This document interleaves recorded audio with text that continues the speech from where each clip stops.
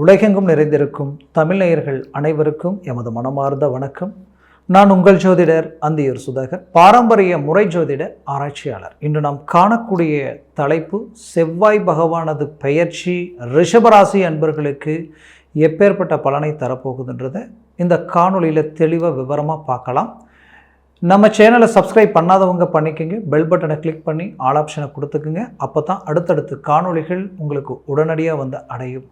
ஆக ரிஷபராசி அன்பர்களே, இந்த செவ்வாய் பகவானது பெயர்ச்சி ஜூன் மாதம் 2ஆம் தேதியிலிருந்து ஜூலை மாதம் 12ஆம் தேதி வரைக்கும் இந்த காலகட்டங்களில் இந்த செவ்வாய் பகவான் உங்களது காலபுருஷனுக்கு முதல் வீடாகப்பட்ட மேஷத்தில் இருப்பார். அப்போது இந்த செவ்வாய் பகவான் இருக்கக்கூடிய நாட்கள் 41 நாட்கள்.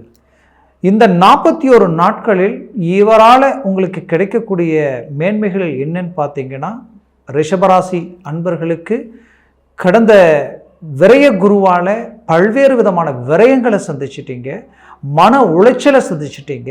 எதெடுத்தாலும் தடைகள், எதெடுத்தாலும் தாமதங்கள். ஏன் உங்களுடைய வாழ்க்கையில் மற்றவங்களுக்காக சொல்லி அவங்க செய்த ஒவ்வொரு வேலைப்பாடுகளும் அவங்களுக்கு பர்ஃபெக்டாக அமைச்சது. அதே நீங்கள் எடுத்து அதே வேலையை செய்யும் பொழுது தோல்விகளை சந்திக்கிறீங்க.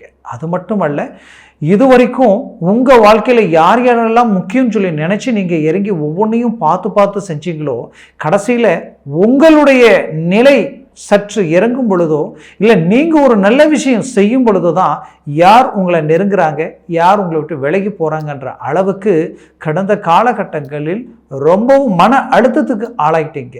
ஒரு மனிதனுக்கு பிரச்சனைகள் வரும் பொழுது தான் நல்லவங்க யார் கெட்டவங்க யாருன்னு தெரியும். இந்த பிரச்சனைகள் வந்ததுக்கு காரணமே நாம் மற்றவங்கள புரிஞ்சிக்கணும் ஒன்று, ரெண்டாவது உங்களுடைய நிலை என்னன்றதை நீங்கள் தெரிஞ்சுக்கணுன்ற அளவுக்கு ரொம்ப மன அழுத்தங்களை சந்திச்சிட்டீங்க. அது மட்டுமல்ல, தொழில் ரீதியிலையும் இழப்புகளை சந்திச்சிருப்பீங்க. ரிஷபராசி அன்பர்கள் வேலையில் இனம் புரியாத பயமும் பதட்டமும் மன அழுத்தமும், சிலருக்கு இடமாற்றங்கள், ஒரு வேலையை கரெக்டாக ஒரு இடத்துல இன்னும் செஞ்சுருக்க முடியாது. அந்த இடத்துல நீங்கள் எந்த தப்பு செஞ்சுருக்க மாட்டீங்க, பிரச்சனைகள் உங்களை தேடி வந்திருக்கும், செய்யாத தப்புக்கு பாதிக்கப்பட்டிருப்பீங்க. இப்பேற்பட்ட சில பிரச்சனைகள் எல்லாம் சந்தித்து இதனால் ரொம்பவும் நமக்கு நேரம் கெட்டு போச்சா, டைம் கெட்டு போச்சா, இல்லை நாமளே சரியில்லை என்ற அளவுக்கெல்லாம் வேதனைகளை அடைஞ்சிருப்பீங்க. இன்னும் மேஷராசியில் இருக்கக்கூடிய இந்த செவ்வாயது பார்வை உங்களுக்கு கிடைச்ச ஒரு வரம், பாக்கியம். அப்போது இவ்வளோ சிரமங்களையும் கடந்து வந்த நீங்கள் ஒரு குடும்ப ரீதியில் சுபகாரியத்தில் இருந்து ஒரு வீடு மண்மனை பூமி கட்டக்கூடிய அமைப்புகள் சார்ந்த விஷயம் வரைக்குமே முயற்சிகள் எடுத்தும் தடையானது தான் மிச்சம். ஆனால் இடைப்பட்ட காலகட்டங்களில் சில விஷயங்களில் சில எஸ்டிமேட்டுகள் போட்டீங்க, அது செஞ்சிருந்தா இன்னைக்கு எங்கேயோ போயிருக்கலாம். ஆனால் அதையும் உங்களோடு இருந்த உங்களுடைய பேச்சுவார்த்தையினுடைய அடிப்படையில் நீங்கள் எடுத்த முயற்சிகள் கூட கைவிட்டீங்க. இதனால் வாய்ப்புகளை இழந்தீங்க. ஆக மொத்தத்தில் உங்களை சுற்றி இருக்கக்கூடிய விஷயங்கள் நெகட்டிவாக இருக்குது. யாரை நம்புறது யாரை நம்பக்கூடாதுன்ற அளவுக்கு உங்களால் ஒரு ரீதியில் ஒரு தெளிவாக முடியல. அப்பேற்பட்ட உங்களுக்கு இந்த செவ்வாய் பகவானது அமைப்பு பார்த்தீங்கன்னா, உங்களுடைய ராசியில் செவ்வாய் பகவான் தனது சொந்த வீட்டில் 12ஆம் வீட்டில் வந்து நிற்கிறார். அப்போது விரய குருவாக இருந்தவர் ஜென்ம குருவாக உங்களுடைய ராசிக்கு வந்துட்டார். அப்போ ஜென்ம குருவில் இருக்கக்கூடிய அந்த குரு பகவானது பார்வை உங்களுடைய 5ஆம் வீட்டிலும் உங்களது 7ஆம் வீட்டிலும் உங்களது 9ஆம் வீட்டில் விழுது. இவருடைய பார்வை எவ்வளோ பவர்ஃபுல்லாக இருக்கோ, அந்த 7ஆம் வீட்டில் இருக்கக்கூடிய குரு பகவான் பார்வை விழக்கூடிய இடத்தில் இருக்கக்கூடிய அங்காரகன் செவ்வாய் பகவான் அவர் மேஷத்தில் தனது சொந்த வீட்டில் வந்து நின்று உங்களுடைய ராசியினுடைய 3ஆம் வீட்டை பார்க்கிறார். 3ஆம் வீடுன்றது ஒருத்தருடைய தைரியம், வீரியம், அது மட்டுமல்ல தனது முயற்சி, தனக்கு கிடைக்கக்கூடிய வெற்றி. அப்போது அந்த இடம் உங்களுக்கு பலமான ரீதியில் உருவாகுது. இது எல்லாத்தையும் தாண்டி ஒரு மனுஷனுக்கு ஒரு சப்போர்ட், ஒரு சகாயம்னா அந்த 3ஆம் வீடு தான். அந்த இடத்துல இந்த செவ்வாய் பகவானது பார்வை விழும் பொழுது இவர் 7ஆம் வீட்டிற்கு அதிபதியும் ப்ளஸ் 12ஆம் வீட்டிற்கு அதிபதியும். அப்போ 7ன்றது நட்பு ரீதியில், சொந்த பந்தங்கள் ரீதியில், என் மனைவி குறிப்பாக மனைவி ரீதியில், மனைவி சொந்த பந்தம் சார்ந்த ரீதியில் உங்களுக்கு திடீர் மேன்மைகள், பார்ட்னர்ஷிப்பும் அதே தான், ஒரு தொழில் சார்ந்து, அதே நேரத்தில் நீங்கள் ஒரு பழக்க வழக்க ரீதியில் பழகக்கூடியவங்களும் சரி. அப்போது இந்த 7ஆம் வீட்டிற்கு அதிபதியுடைய பார்வை 4ஆம் வீட்டில் விழும் பொழுது 100% இவர்களால் உங்களுக்கு ஒரு அருமையான ஒரு நன்மைகள் உண்டாக போகுது. வரவு செலவு ரீதியில் கடந்த காலகட்டங்களில் எடுத்த சில முயற்சிகளால் நஷ்டங்களை சந்திச்சிருப்பீங்க.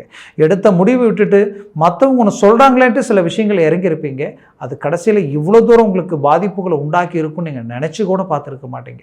அப்பேற்பட்ட ஒரு பாதிப்புகளை சந்தித்த உங்களுடைய வாழ்க்கையில் உங்களை மாதிரி இருந்தவங்களும் இல்லை, இப்போ உங்களை மாதிரியான ஒரு மன அழுத்தத்தில் இருக்கிறவங்களும் இல்லைன்ற அளவுக்கு பாதிப்புகளையும் ப்ளஸ் தன்னை சார்ந்தவங்க ரீதியில் சலிப்பு சங்கடங்களையும், சொந்த பந்த ரீதியில் எதுவுமே வேண்டாம் எல்லாத்தையும் விட்டு விலகி போய் எங்கேயாவது சேர்ந்துடலான்ற அளவுக்கு ரொம்ப வேதனைகளை சந்திச்சிட்டீங்க. அப்பேற்பட்ட உங்களுக்கு இந்த பார்வையால் அந்தஸ்து, மரியாதை, உங்களுடைய செல்வாக்கு, உங்கள் தொழில் ரீதியில் உங்களுடைய வேல்யூ, அந்த வேல்யூவை அடுத்த கட்டத்துக்கு கொண்டு போகக்கூடிய அமைப்பு, குறிப்பாக லோன் சார்ந்தும் வரவு செலவு சார்ந்தும் எங்கே நீங்கள் பணம் கேட்டீங்களோ அந்த இடத்துல இருந்து வரவு செலவு உங்களை அடையக்கூடிய அமைப்புகள், இது எல்லாமே கூடி வரக்கூடிய ஒரு காலமாக இந்த 3ஆம் பார்வை உங்களுக்கு 3ஆம் வீட்டில் விழக்கூடிய செவ்வாய் பகவானது 4ஆம் பார்வை உங்களுக்கு கை கொடுக்க போகுது. அடுத்தது உங்களுடைய அந்த செவ்வாய் பகவானுடைய பார்வை 7ஆம் வீட்டில் விழுது, 6ஆம் வீட்டில் விழுது. 6ஆம் வீட்டில் விழுறதுனால உங்களுடைய வாழ்க்கையில் இருக்கக்கூடிய எதிரிகள் விலக போகிறாங்க, தடைகள் நீங்க போகுது. இன்னும் சிலருக்கு நோய் பாதிப்புகள், உடல் ரீதியில் சில எதிர்பாராத விதமான பாதிப்புகள் கொடுத்துருக்கும், நினைச்சே பார்த்துருக்க மாட்டீங்க. குறிப்பாக இந்த குதிகால், இந்த முழங்காலுக்கு கீழே சிலருக்கு இடுப்பு, அந்த இடுப்பு சார்ந்து கிட்டத்தட்ட இடுப்புலேருந்து கால் வரைக்குமே அப்படியே ஒன்றுமே ஒரு ஆக்டிவ் பண்ண முடியாத அளவுக்கு அப்படியே பிளாக் பண்ணி நடக்க முடியாத அளவுக்கு உட்கார வச்சுருக்கோம். இந்த பிரச்சனைகள் எல்லாம் சிலர் சந்திச்சிருப்பீங்க. அப்போது இந்த மாதிரியான ஒரு வாத சம்மந்தப்பட்ட நோய் மாதிரி அது என்னன்னே தெரியல, ஹாஸ்பிட்டலுக்கு போனால் கூட அதுக்கு சரியான ஒரு ஒரு ஒரு தெளிவான ஒரு ரிசல்ட் கூட கிடைக்காது. இதுதான் பிரச்சனைன்னு சொல்லக்கூட முடியாத அளவுக்கு இன்னும் சில விதமான பாதிப்புகளை சந்திச்சிருப்பீங்க ரிஷபராசி என்பவர்கள். அப்போது இது எல்லாமே தீரக்கூடிய அமைப்பு இந்த 6ஆம் வீட்டில் பார்க்கும் பொழுது கடன் சுமைகள் ஏதோ ஒரு விதத்தில் சரி செய்ய போகிறீங்க. சிலருக்கு கடன் சுமைகள் நீங்கிடும். உங்களுடைய திசா புத்தி, உங்களுடைய ஜாதகத்தில் அந்த திசா புத்திகள் சார்ந்த அமைப்புகள் உங்களுக்கு பலமாக இருந்துட்டா இன்னும் டாப் லெவல் எல்லாத்தையும் முடிக்க போகிறீங்கன்னு அர்த்தம். அப்போது கடன் சுமைகளும் நீங்க போகுது, தொழில் சார்ந்த ரீதியில் இருக்கக்கூடிய தடைகளும், வேலையில் இருக்கக்கூடிய நெருக்கடிகளும், குழப்பங்களும், உங்களுக்கு தேவையில்லாத துரோகங்கள், வேலையில் உங்களுடைய பேர் கிடணும், உங்களுக்கு கிடைக்க வேண்டிய ப்ரமோஷன் உங்களை அடைய கூடாது, உங்களுக்கு கிடைக்கக்கூடிய நற்பெயர் உங்களுக்கு கிடைக்கக்கூடாது. இந்த மாதிரியான பாதிப்புகள் டைரக்டாக இல்லை, மறைமுகமாக நடந்துட்டு இருந்திருக்கும். அது எல்லாமே வெளிச்சத்துக்கு வரும். அப்போது அந்த வெளிச்சத்துக்கு அவங்களுடைய எல்லா சுயரூபமும் கண்ணுக்கு தெரியக்கூடிய நிலை உண்டாகி உங்களுடைய பேர், நம்பிக்கை, நாணயம் எல்லாத்தையும் காப்பாற்றக்கூடிய அளவுக்கு ஒரு மேனேஜ்மெண்ட்டை உண்டாக்க போகிறீங்க. அது மட்டும் இல்லை, வரவு செலவு கொடுக்கல் வாங்கல் சார்ந்த ரீதியில் அவ்வளோ பர்ஃபெக்டாக இருந்தீங்க.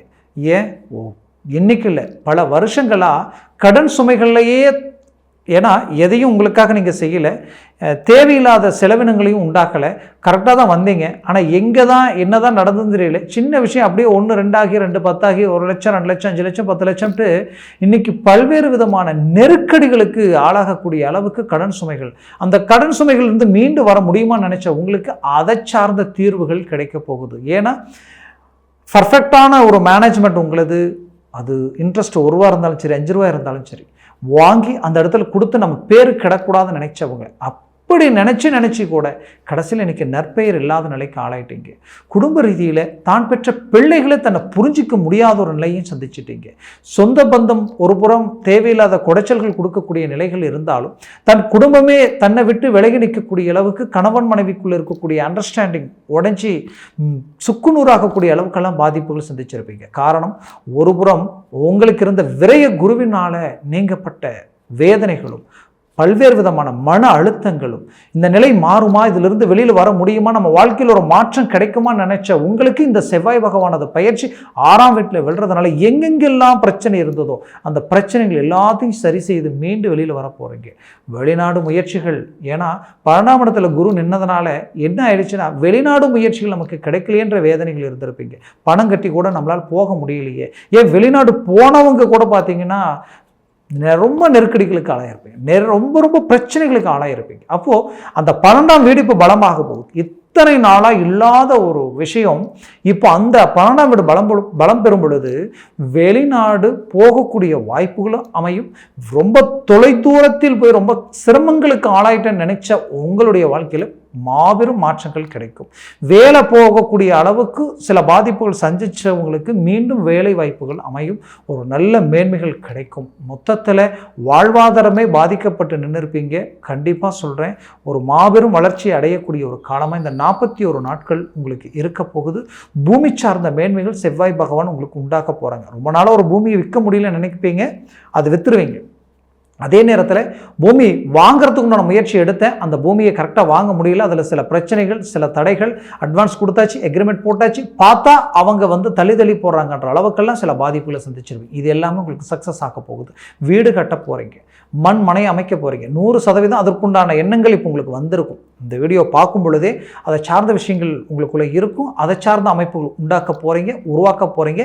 ஏற்கனவே கட்டின வீடு தடையாகி நிற்குதுன்னா அதையும் மீண்டும் ரீஎன்ட்ரி கொடுத்து அதை முடிக்க போகிறீங்க. இது எல்லாமே உங்களுக்கு நடக்க போகுது. மொத்தத்தில் ரிஷபராசி அன்பர்களுக்கு சுபகாரியம், கல்யாணம், திருமண சார்ந்த மேன்மைகள் கிடைக்க போகுது. இந்த காலகட்டங்களில் அதையும் அமைக்க போகிறீங்க. கணவன் மனைவி ஒற்றுமை பலம் பெற போகுது.